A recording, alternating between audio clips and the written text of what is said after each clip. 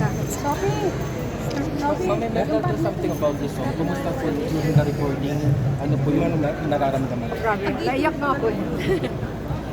Naiyak nga ako nung nire-record ko to dahil talaga namang ang galing ng ginawa ni Model Rosa. Nagkaroon kami ng, talaga pinag-usapan namin yung song.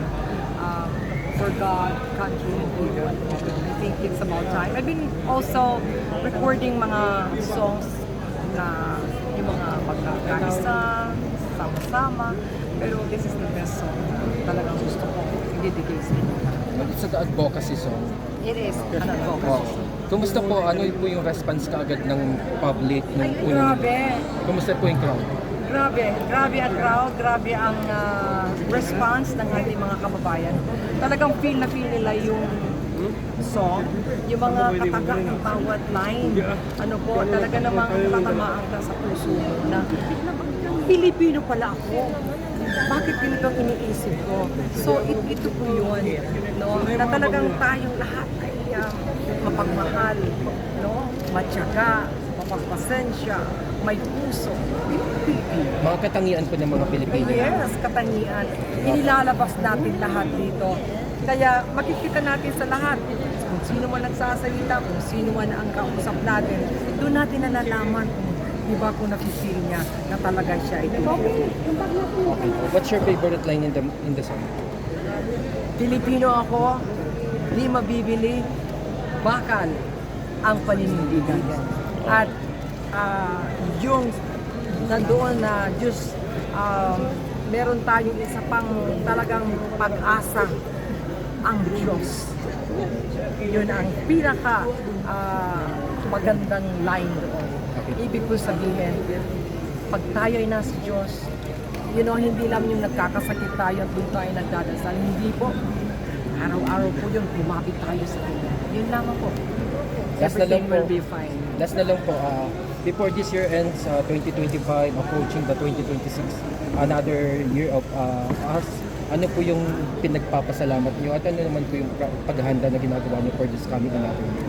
Of course, lagi ako nagpapasalamat na hanggang ngayon, maganda pa rin ang health ko. Thank you so much, Lord. Kasi importante ang health. Sinasabi natin lahat na health is wealth. Totoo po yun. At syempre, yung anak ko, magka-abogado na. This coming January, with God's blessing, she will be a lawyer.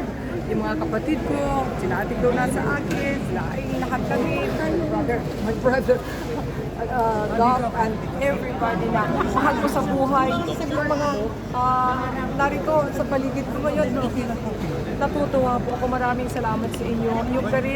Yung career po nandiyan pa rin. Imagine 50 years na po ako kahit saan ako magpunta. Kinakanta pa rin yung isang linggong pag-ibig, yung kung liligay ka sa pili ng iba or bakit. Yung mga songs ko, grabe po, wherever we go. Kasi po sa PCSO, since director po ako, mas nadagdagan po aside from yung Imelda Public Foundation, nadagdagan po yung aking mga activities dahil po pupunta kami all over the country.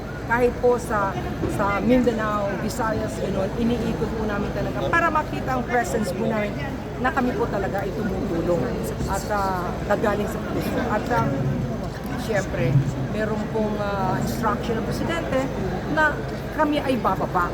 Nasa ahensya po kami na dapat tumulong sa ating mga kababayan. Kaya yan po ginagawa. Medyo nasisira na nga pong beauty ko sa pag-iisip. Pero okay lang po. Basta masaya kayong lahat. At nakakatuwa sa sir dahil, kahit sa kami mapunta, yung mga tao, tuwang-tuwa talaga sila. Akala mo yung ngayon lang ako sumisikat talaga nasisigawan, talagang may umiiyak, may ganon. At pag kumakan ang gusto nila, kumanta ako kahit hindi na sila kumuha yung binibigay namin na, yung one. Charity. Kasi siguro ma'am, dahil hindi po kayo basta lang public figure, you're an icon din kasi. You're an icon in the industry. Not just sa larangan po ng public service, nandito rin po kayo. Ma'am, you have any message to your... Yes, I'm smiling also from Asia TV. Marlene. Ma'am, yes. Ma'am, ito po ay international. She's nandito na kasi namin. Kababayan ko, FW, ma'am, message po kayo. Sa OFW? Yes, ma'am. Ay nako, one time po naging OFW din po ako. ibig sabihin po, nagtrabaho po ako sa Amerika, no? Naging performer po kami doon, nagkaroon kami ng mga shows all over.